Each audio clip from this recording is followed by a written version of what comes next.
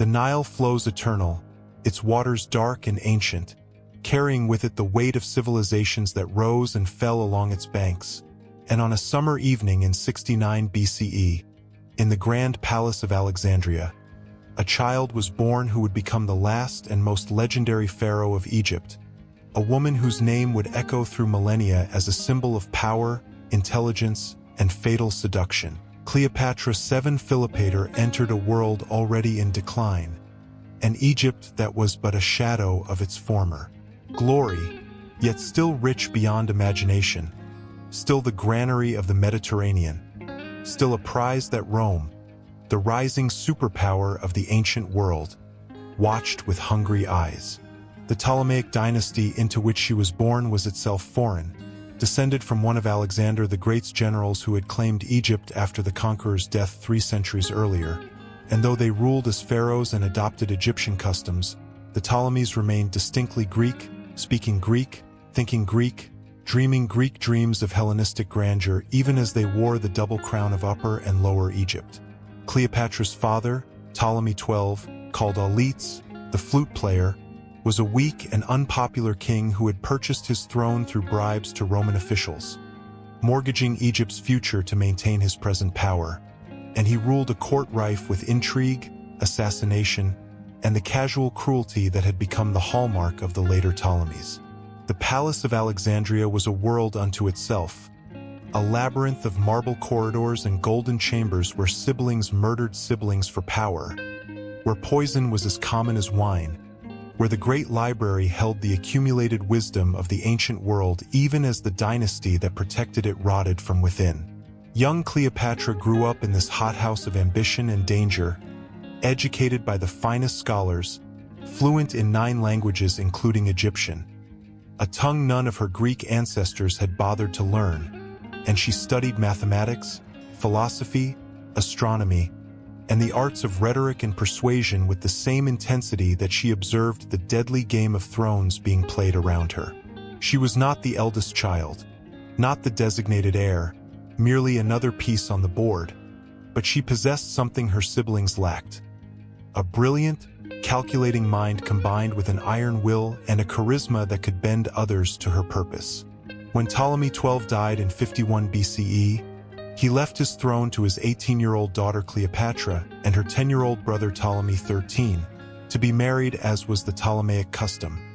a formal arrangement that was meant to preserve the dynasty, but which set the stage for a power struggle that would draw in the might of Rome itself. Cleopatra had no intention of sharing power with a child king, no matter that he was her brother and nominal husband, and she quickly moved to sideline him, appearing alone on official documents, having her image struck on coins without his, making clear that Egypt would have one ruler, not two. But the young pharaoh had advisors of his own, chief among them the eunuch Pothinus, the general Achillas, and the rhetoric teacher Theodotus, men who saw in the boy king a puppet they could control and who resented the independent, intelligent woman who refused to be manipulated. In 48 BCE, these advisors struck, driving Cleopatra from Alexandria and forcing her into exile, raising an army to oppose her, convinced they had won,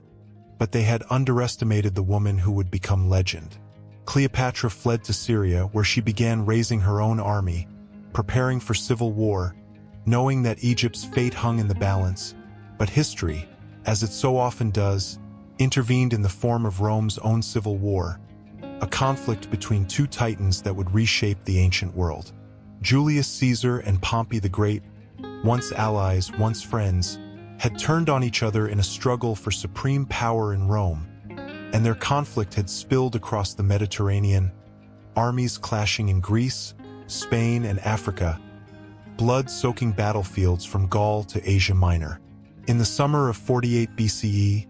Caesar defeated Pompey at the Battle of Pharsalus in Greece, and Pompey, desperate and broken, fled toward Egypt, seeking refuge in a land that owed Rome much and where he had friends at court.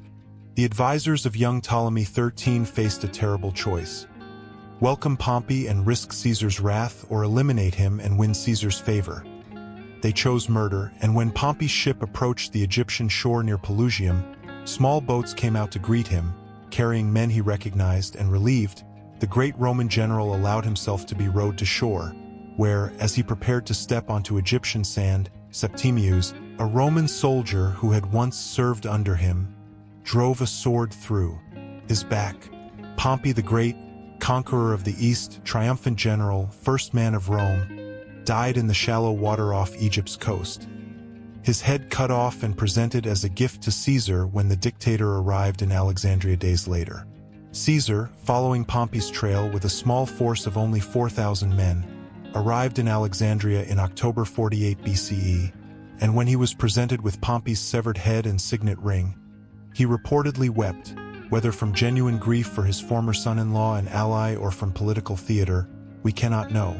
But he understood immediately that Egypt's rulers had miscalculated badly. They had murdered a Roman consul, thinking to please Caesar, but had instead shown themselves to be treacherous and unreliable, dangerous allies who killed when it suited them. Caesar took up residence in the royal palace, ostensibly to settle the dispute between Cleopatra and her brother,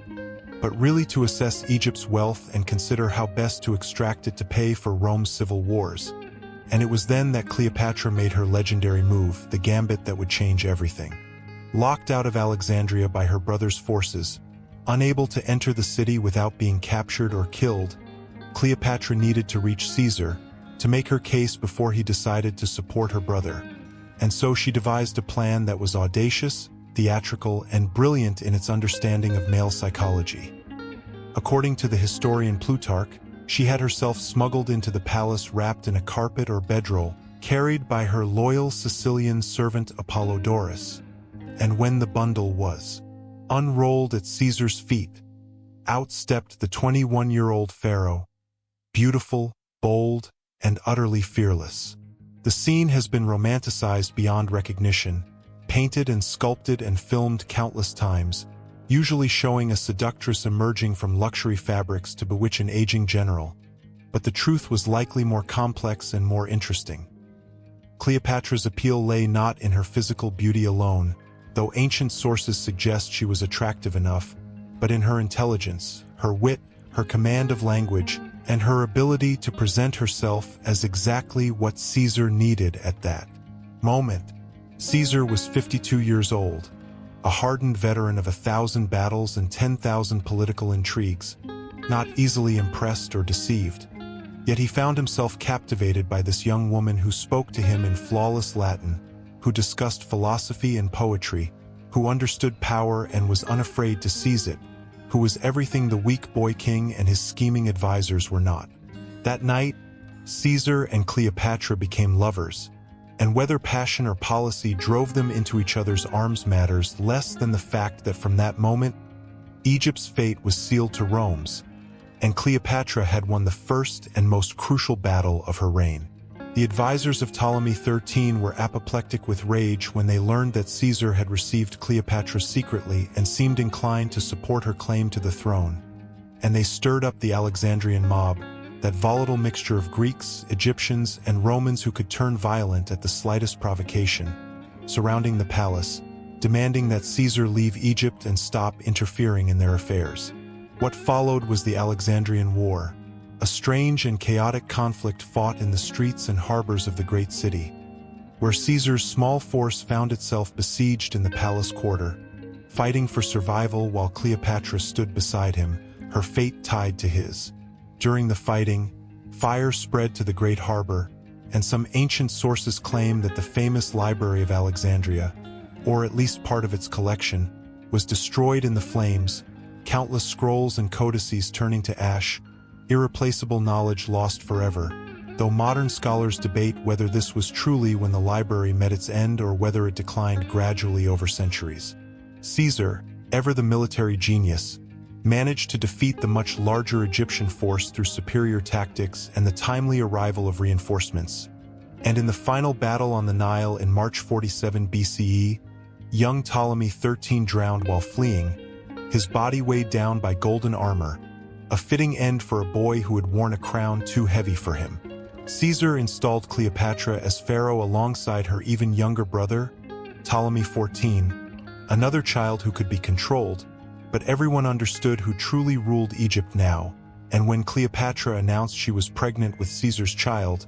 the message was clear. Egypt and Rome were joined, and a new dynasty might be born. Caesar spent months in Egypt, far longer than military necessity demanded,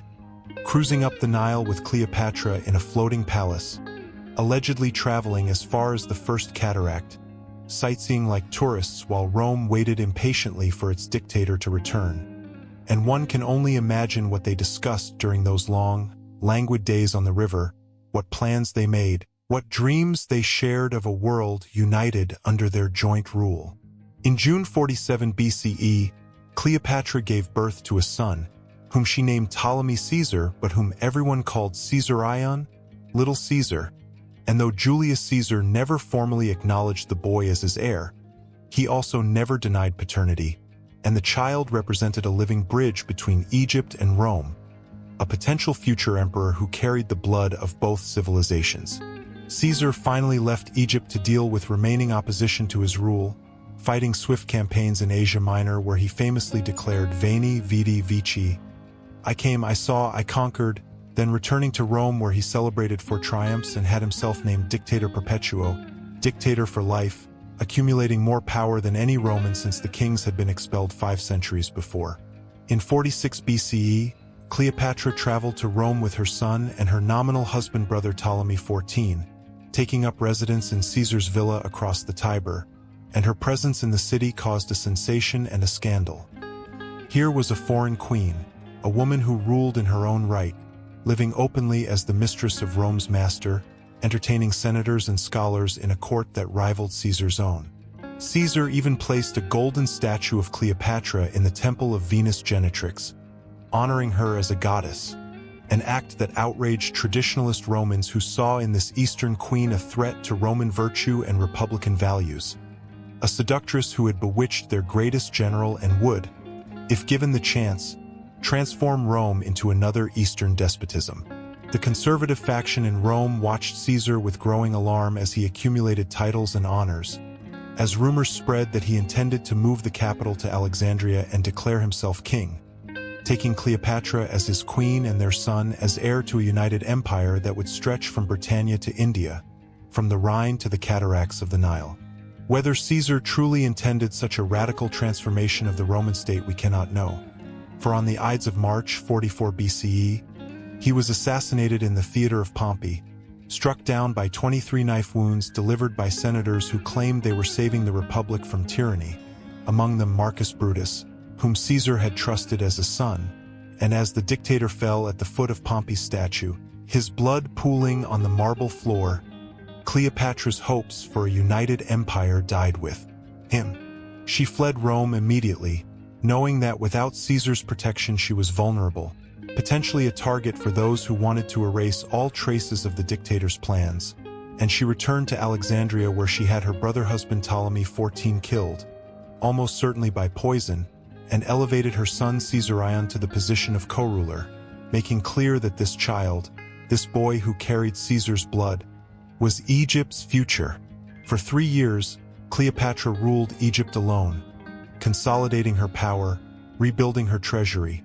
waiting to see what would emerge from the chaos in Rome where Caesar's assassins, his loyalists, and opportunists of every stripe fought for control in a new civil war that would be even more destructive than the last. The 2 most powerful men to emerge from this chaos were Mark Antony, Caesar's loyal lieutenant and a talented general in his own right, and Octavian, Caesar's 18-year-old grandnephew and adopted heir. A sickly youth whom no one took seriously but who possessed a cold, calculating intelligence and a ruthless determination to claim his inheritance. At first, Antony and Octavian joined forces with Lepidus, another of Caesar's officers, forming the Second Triumvirate, and together they defeated Caesar's assassins at the Battle of Philippi in 42 BCE, where Brutus and Cassius died by their own swords, the Republic's last champions falling before the march of autocracy. The triumvirs divided the Roman world among themselves. Octavian took the west, Antony took the east, and Lepidus received Africa, though he was clearly the junior partner and would soon be pushed aside, and it was in his capacity as master of the Eastern Mediterranean that Antony summoned Cleopatra to meet him at Tarsus in 41 BCE, officially to answer charges that she had supported Caesar's assassins, but really to assess this wealthy queen and determine how to extract money from Egypt to pay for new campaigns against Parthia. Cleopatra understood exactly what the summons meant, understood that she was being evaluated as a resource to be exploited, and she decided to turn the tables, to present herself not as a supplicant but as a power in her own right. And so she staged perhaps the most spectacular entrance in history, arriving at Tarsus in a barge with gilded stern and purple sails, rowed by silver oars to the sound of flutes and lyres, while she reclined beneath a canopy of gold cloth, dressed as Venus, fanned by boys costumed as cupids, surrounded by attendants dressed as sea nymphs and graces, the air heavy with exotic perfumes that drifted across the water and drew the entire population of Tarsus to the shore to witness this impossible, theatrical vision. Antony, waiting in the marketplace to receive her in formal audience, found himself abandoned as the crowd rushed to see the Egyptian queen, and when he finally came to her barge, she received him not as a subject meeting a master but as a goddess greeting a mortal, inviting him to dinner, dazzling him with luxury and wit and charm that had been carefully calculated to achieve exactly this effect. Where Caesar had been won by Cleopatra's intelligence and boldness, Antony, a different sort of man, was conquered by her spectacular display of wealth and her ability to satisfy his love of pleasure and excess. For Antony, unlike the austere Caesar, was a man who loved wine and feasts and spectacle, who could be both a brilliant general and a reckless hedonist, and Cleopatra offered him a world of infinite luxury and pleasure, a life of divine kingship in the East far from Rome's disapproving Senate and jealous rivals. Antony followed Cleopatra back to Alexandria and spent the winter of 41 to 40 BCE in her court. Joining her in a decadent society they formed called the Inimitable Livers, dedicated to pleasure and luxury, feasting every night, gambling, drinking, roaming the streets in disguise to play pranks on citizens, living like gods above the concerns of ordinary mortals. And during this time Cleopatra became pregnant with twins who would be born in 40 BCE and named Alexander Helios and Cleopatra Selene, Sun and Moon, names that reflected their mother's ambitions for a new empire that would unite East and West under her dynasty. But Antony could not remain in Alexandria forever, for he had responsibilities in Rome and wars to fight. And in 40 BCE he returned to Italy where he found himself at odds with Octavian, the young heir who was proving far more formidable than anyone had anticipated. And to seal a political alliance and prevent civil war, Antony married Octavian's sister Octavia, a virtuous and respected Roman matron, abandoning Cleopatra and their twins without a word, a betrayal that must have stung even as she understood the political necessity behind it.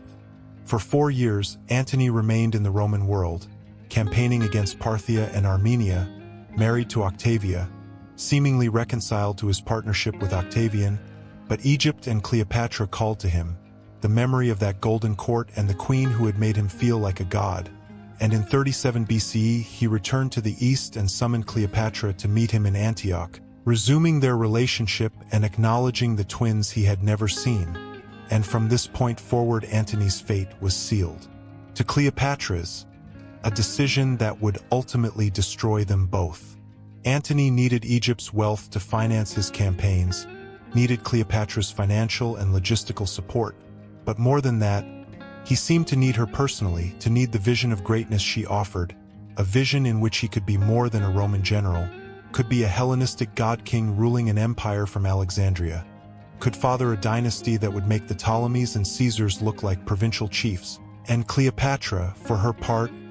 needed Antony's military power to protect Egypt and expand its territory, to restore the empire her ancestors had lost, to make her son Caesarion not just king of Egypt but emperor of the East. Together they began to behave as if they were indeed divine monarchs of a new empire, and in 34 BCE, after Antony's successful campaign in Armenia, he staged a triumph not in Rome as tradition demanded but in Alexandria, processing through the streets in a chariot while Cleopatra watched from a golden throne, seated as the goddess Isis, and at the ceremony that followed, known as the Donations of Alexandria, Antony proclaimed Cleopatra Queen of Kings and her son Caesarion King of Kings, giving her dominion over Egypt, Cyprus, Libya, and Syria, and bestowing kingdoms on his 3 children by her. Alexander Helios received Armenia, Media, and Parthia. Cleopatra Selene received Cyrenaica and Libya, and their younger son Ptolemy Philadelphus received Syria and Cilicia, territories that in some cases Rome had conquered and in others Antony did not even control, but the gesture was clear. Antony was establishing an Eastern empire to rival Rome itself, with himself and Cleopatra as its divine rulers. News of the donations reached Rome like a thunderclap, confirming the worst fears of those who had warned that Antony had been corrupted by Eastern luxury and bewitched by a foreign queen, and Octavian, who had been waiting patiently for Antony to overreach, who had been carefully building his power base in Rome and Italy while his rival feasted in Alexandria, saw his opportunity and seized it with both hands. Octavian launched a propaganda war against Antony and Cleopatra, a campaign of character assassination that painted Antony as a traitor to Rome who had abandoned his virtuous Roman wife for a foreign whore, who planned to move the capital to Alexandria and make Roman subjects of an Egyptian queen, who had been drugged and enchanted by Cleopatra's sorcery until he was no longer a Roman at all but a willing slave to an Eastern despot. And this propaganda, though exaggerated and often fabricated, found a receptive audience among Romans who were genuinely worried about Antony's ambitions and Cleopatra's influence. In 32 BCE, the political crisis came to a head when Antony formally divorced Octavia, a calculated insult to Octavian and to Roman sensibilities, and when Octavian somehow obtained Antony's will or claimed to, and read it in the Senate, revealing that Antony wanted to be buried in Alexandria beside Cleopatra and had confirmed his donations of Roman territory to her children. The outrage was universal, and the Senate, at Octavian's urging, stripped Antony of his powers and declared war not on him, for to do so would be to admit civil war, but on Cleopatra, casting her as a foreign enemy who had corrupted a Roman general and now threatened Rome itself. In 31 BCE, the two forces gathered for the decisive confrontation, Antony and Cleopatra assembling a massive fleet and army in Greece, Octavian and his brilliant Admiral Agrippa bringing their forces across the Adriatic, and the final battle would be fought not on land but at sea, in the narrow waters of the Ambracian Gulf off the coast of Actium on September 2, 31 BCE, a battle that would determine the fate of the ancient world. The Battle of Actium has been endlessly analyzed and debated, with historians arguing over strategy, tactics, and the intentions of the key players, but certain facts are clear. Antony and Cleopatra had assembled a fleet of large warships, quinquiremes, and even larger vessels, heavily armed but slow and difficult to maneuver, while Octavian and Agrippa had smaller, faster ships that could dart in and out, avoiding the enemy's main strength while picking off stragglers, and Antony's crews were demoralized, suffering from disease and desertion, many of them questioning whether they should be fighting other Romans for the sake of an Egyptian queen. The battle began in the afternoon and quickly turned into a confused melee, with neither side gaining a clear advantage, and then, suddenly, Cleopatra's squadron of 60 Egyptian ships raised their purple sails and fled through a gap in Octavian's line, heading south toward Egypt, and Antony, seeing this, abandoned his flagship, transferred to a smaller vessel, and followed her, leaving his fleet and army to their fate, an action that ancient sources paint as the ultimate betrayal, a general abandoning his men for love of a woman, though modern historians suggest the retreat may have been planned as a way to save the war chest and live to fight another day. Whatever the truth, the result was catastrophic for Antony's forces, which, leaderless and demoralized, surrendered to Octavian over the following days and weeks, some fighting on for a time but ultimately accepting the inevitable, and Octavian found himself, at the age of 32, master of the Roman world, while Antony and Cleopatra returned to Alexandria to prepare for the end they both knew was coming. The year between Actium and the final act of the tragedy saw Antony and Cleopatra dealing with their approaching doom in different ways. Antony sinking into depression and self-pity, often withdrawing from Cleopatra and the court to brood alone, while Cleopatra remained active and calculating, attempting to negotiate with Octavian, testing poisons on condemned prisoners to find the most painless death, even supposedly considering fleeing to India with her treasure to start over in some eastern kingdom beyond Rome's reach, and they reformed their society of the inimitable livers as the society of those who will die together, a grim acknowledgement of reality but also a defiant embrace of their shared fate. Octavian arrived in Egypt in the summer of 30 BCE, and his terms were clear.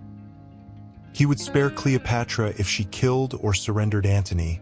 demonstrating that Octavian understood exactly where Antony's true vulnerability lay.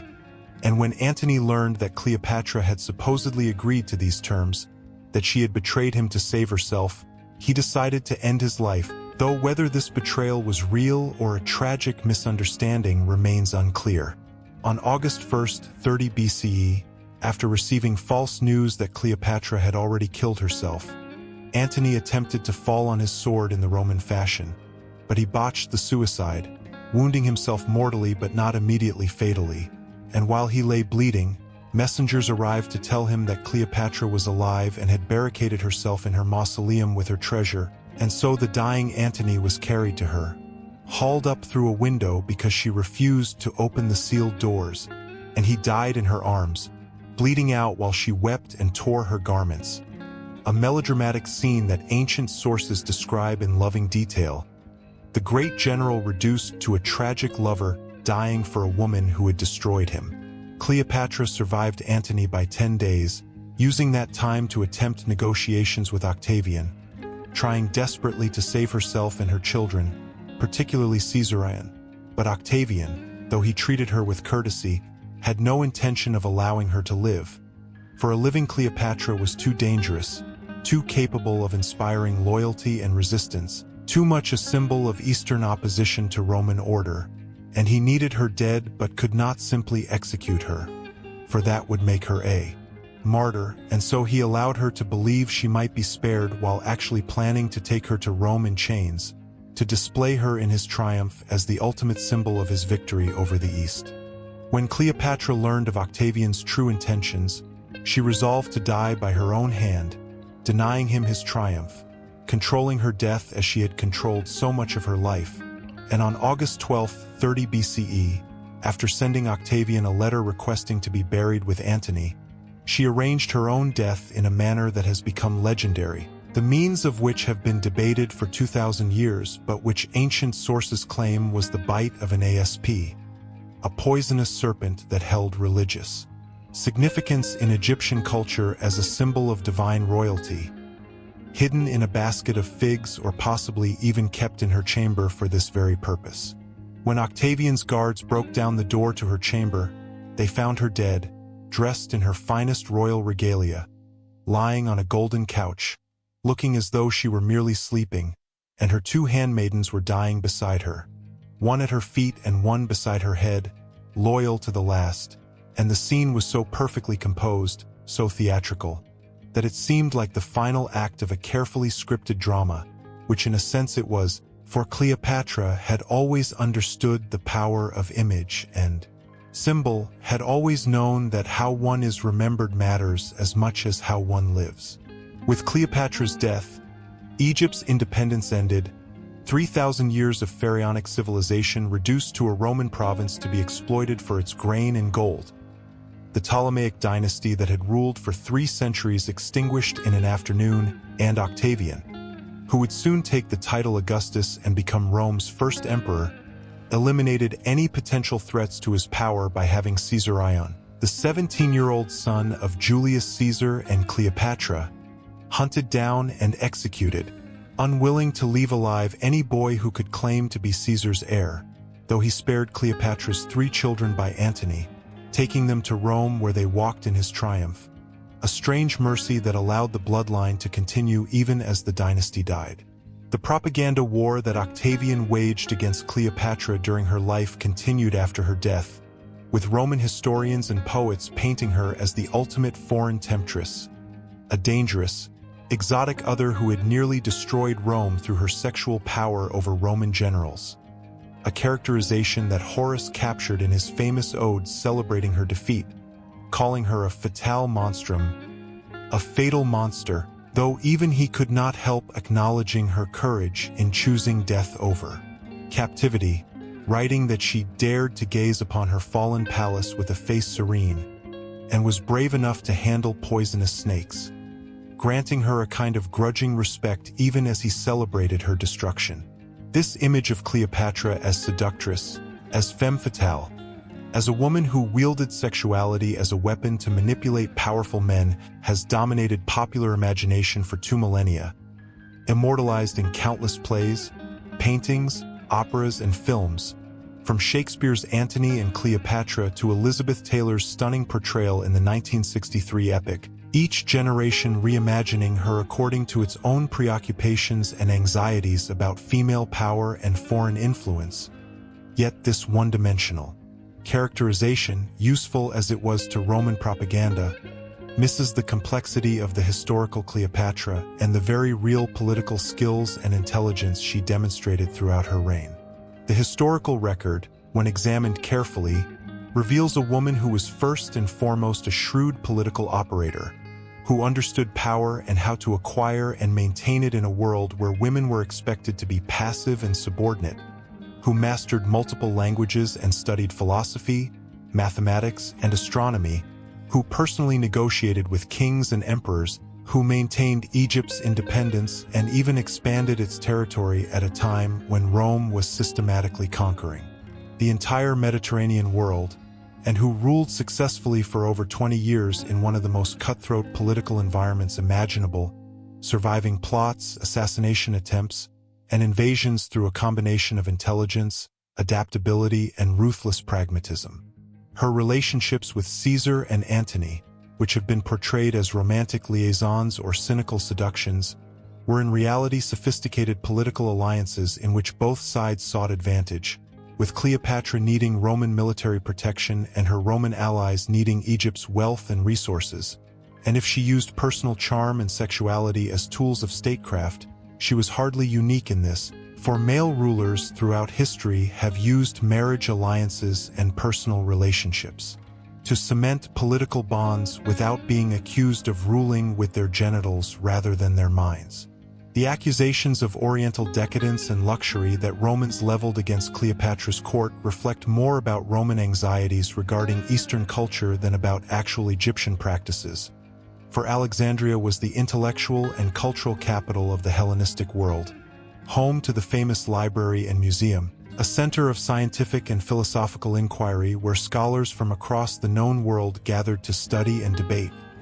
And while Cleopatra certainly lived in magnificent style as befitted one of the wealthiest monarchs in the world, the portrait of her as an idle sybarite who spent her days lounging on silk cushions being fed grapes is pure fantasy.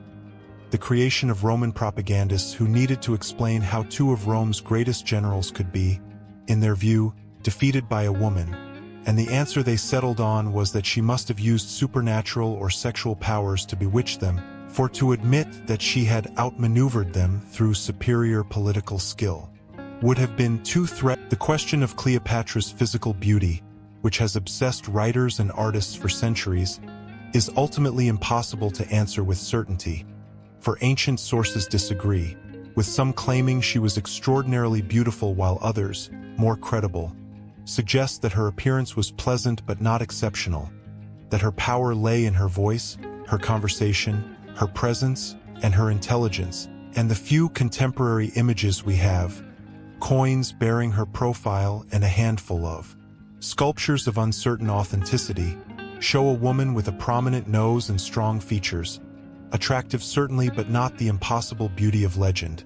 which suggests that her famous allure was indeed more about personality, intelligence, and charisma than about physical perfection.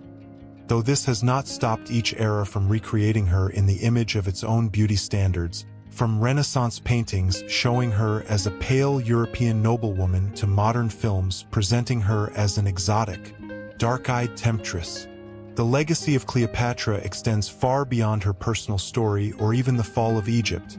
for her death marked the end of the Hellenistic age that had begun with Alexander the Great's conquests 3 centuries earlier, the final extinguishing of the independent Greek kingdoms that had ruled the eastern Mediterranean since Alexander's empire was divided among his generals. And with Egypt's annexation, Rome completed its transformation from a republican city-state into a Mediterranean empire, with Octavian using the wealth of Egypt to consolidate his power and establish the Principate, the system of rule under which emperors would govern Rome for the next 500 years. So in a very real sense, Cleopatra's defeat enabled the rise of the Roman Empire as we know it, making her death one of the great turning points of ancient history. Her story has resonated through the ages not simply because of its romantic elements or tragic ending, but because it speaks to fundamental questions about power, gender, cultural conflict, and the relationship between the personal and the political, questions that remain relevant in every age. And she has served as a symbol that different eras have used for different purposes, sometimes as a warning about the dangers of female sexuality and foreign influence, sometimes as an example of female agency and resistance to patriarchal and imperial power, sometimes as an icon of African civilization standing against European conquest, though her actual Greek ancestry complicates this last interpretation, demonstrating how historical figures can be appropriated for purposes their living selves would never have imagined. In ancient Egypt, she was remembered as the last pharaoh, the end of a line that stretched back 3,000 years to the first unification of Upper and Lower Egypt, and there is a poignancy in the fact that she, unlike her Ptolemaic ancestors, actually learned to speak Egyptian and participated in Egyptian religious ceremonies, presenting herself to her native subjects as a true pharaoh, a living goddess, even as she presented herself to Greeks and Romans in Hellenistic terms, demonstrating a cultural flexibility and political savvy that allowed her to be different things to different audiences, a skill that served her well but could not ultimately save her from the inexorable expansion of Roman power. The Roman conquest of Egypt brought fundamental changes to the ancient world's economy and power structure. For Egypt's grain became Rome's grain, feeding the city's million inhabitants and allowing emperors to provide free bread to the masses, buying political stability with Egyptian wheat, and Egypt's gold-filled Roman treasuries, financing the armies and public works that maintained the empire, and the province was so important that Augustus and his successors governed it directly through a personal prefect rather than through the Senate, treating it as imperial property rather than as just another conquered territory, and they forbade senators from even visiting Egypt without permission, lest they be tempted to use its resources to rebel against the emperor, a restriction that lasted for centuries and that demonstrated how completely Rome understood Egypt's strategic value. The intellectual and cultural achievements of Ptolemaic Alexandria largely survived the Roman conquest, with the library and museum continuing to function under Roman patronage, though the creative energy that had made Alexandria the center of Hellenistic culture gradually dissipated as Egypt became merely a province rather than a kingdom, and the great scholars and poets who had once flocked to the Ptolemaic court now sought patronage in Rome itself. And while Alexandria remained an important city, it would never again be the capital of an independent kingdom, never again be the stage for the kind of grand political theater that Cleopatra had orchestrated. Christianity would eventually come to Egypt, transforming the land of the pharaohs into one of the centers of early Christian monasticism and theology,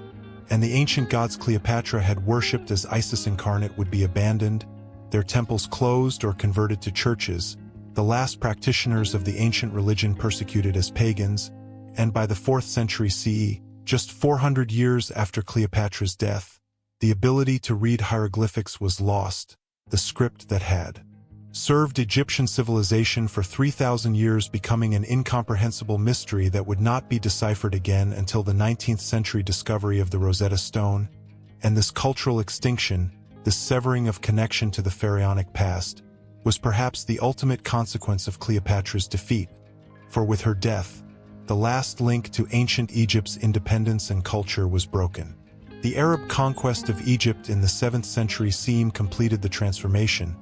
bringing Islam to the land of the pharaohs and Arabic to replace Greek and Coptic, and medieval Arab historians would write about Cleopatra, preserving stories about her wisdom and learning, sometimes portraying her as a philosopher and scientist, a version of her character that sits oddly with the Roman portrait of a seductress but that may preserve some authentic memory of her intellectual pursuits. And in this Islamic tradition, she becomes a different kind of symbol, less about sexuality and more about knowledge. Renaissance Europe rediscovered Cleopatra through the writings of Plutarch and other ancient historians, and she became a popular subject for artists and writers, though the Renaissance Cleopatra was often a morality tale about the dangers of lust and excess. A beautiful woman whose passions destroyed herself and others, fitting the period's ambivalent attitudes toward female power and sexuality, and Shakespeare's magnificent tragedy, written around 1606, while depicting her as passionate and self-destructive, also granted her dignity and grandeur, making her a tragic heroine rather than simply a villain. And his famous death scene, with Cleopatra calling the asp her baby at her breast, mixing images of maternity and death in ways that are both disturbing and strangely moving, would shape how subsequent generations imagined her final moments. The 19th century, with its interest in Orientalism and exotic Eastern cultures, created yet another Cleopatra, the ultimate Oriental seductress, draped in silks and jewels, lounging in impossibly luxurious settings. A fantasy figure who owed more to Victorian fantasies about the East than to historical reality. And this is the Cleopatra who appears in countless paintings showing her arrival at Tarsus or her death scene. Always beautiful, always exotic, always other, representing Europe's fascination with and anxiety about Eastern cultures that were simultaneously attractive and threatening, civilized and decadent, alluring and dangerous. The 20th century brought new interpretations, with early feminist scholars reclaiming Cleopatra as an example of female agency and power, pointing out that she ruled successfully for over 2 decades in a man's world, that she was politically astute and well-educated, that she should be understood primarily as a political leader rather than as a seductress, and this academic reassessment gradually filtered into popular culture, though films and television have generally retained the romantic elements while adding new layers of complexity, showing her as both a political operator and a woman capable of genuine passion, attempting to balance the historical record with the dramatic possibilities of her story. Modern Egypt has claimed Cleopatra as a symbol of national identity despite her Greek ancestry, and there have been debates about whether she should be considered African, Egyptian, or European, debates that often reveal more about modern politics and identity than about ancient history, for Cleopatra herself would likely have considered such categories anachronistic, seeing herself as a Ptolemaic pharaoh, a Hellenistic monarch, and a Mediterranean power player, identities that were all simultaneously true and that demonstrate the complexity of the ancient world's ethnic and cultural landscape, which was far more fluid and mixed than modern nationalism would prefer. Archaeological work continues to search for Cleopatra's tomb, which ancient sources say was located somewhere in Alexandria, possibly in or near the mausoleum where she died. And though numerous sites have been proposed and excavated, the tomb has never been found, likely lost to earthquakes, tsunamis, and rising sea levels that have submerged much of ancient Alexandria beneath the Mediterranean. And this absence, this gap in the archaeological record, means that Cleopatra remains elusive, known primarily through the writings of her enemies and the artistic imaginings of later generations. A figure whose historical reality is difficult to recover beneath layers of propaganda,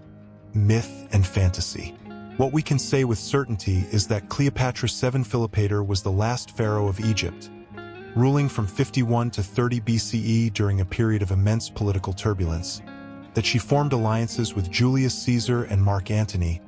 2 of Rome's most powerful leaders, in an attempt to preserve Egypt's independence and restore its former territories, that she bore children to both men and attempted to establish a dynasty that would unite East and West, that she was highly educated and politically sophisticated, speaking multiple languages and engaging with the leading intellectuals of her time, that she ultimately failed in her grand ambitions when Octavian defeated her forces at Actium and conquered Egypt, incorporating it into the Roman Empire, and that she chose to die by her own hand rather than be paraded through Rome as a captive, a final assertion of control and dignity in defeat. The question of whether she truly loved Caesar and Antony or merely used them for political purposes is ultimately unanswerable and perhaps meaningless. For in the world of ancient politics, love and strategy were not mutually exclusive, and relationships between monarchs were always both personal and political, and Cleopatra, whatever her private feelings, understood this perfectly, using every tool at her disposal, including her personal charm, her intelligence, her wealth, and yes, her sexuality, to pursue her political goals, as male rulers did throughout history without being accused of ruling with anything but their minds. Her defeat and death marked the end of an era, the final act of the drama that had begun with Alexander the Great's conquest of the Persian Empire, and with her passing, the last independent Hellenistic kingdom vanished, absorbed into Rome's growing empire, and the Mediterranean world entered a new age of Roman dominance that would last for centuries, though even Rome would eventually fall, and new empires would rise and fall in turn. The eternal cycle of history that Cleopatra, in her final moments, must have contemplated as she prepared to join the shades of all the pharaohs who had gone before her, adding her name to the roll of Egypt's kings, the last and perhaps most famous of them all. A woman who dared to play the game of empires and who, though she lost, left a legacy that has endured for over 2,000 years, inspiring endless fascination, debate, and creative reimagining, ensuring that as long as people tell stories about power, love, ambition, and tragedy, they will tell the story of Cleopatra, the woman who was Egypt's last pharaoh, Rome's greatest threat, and history's most legendary queen.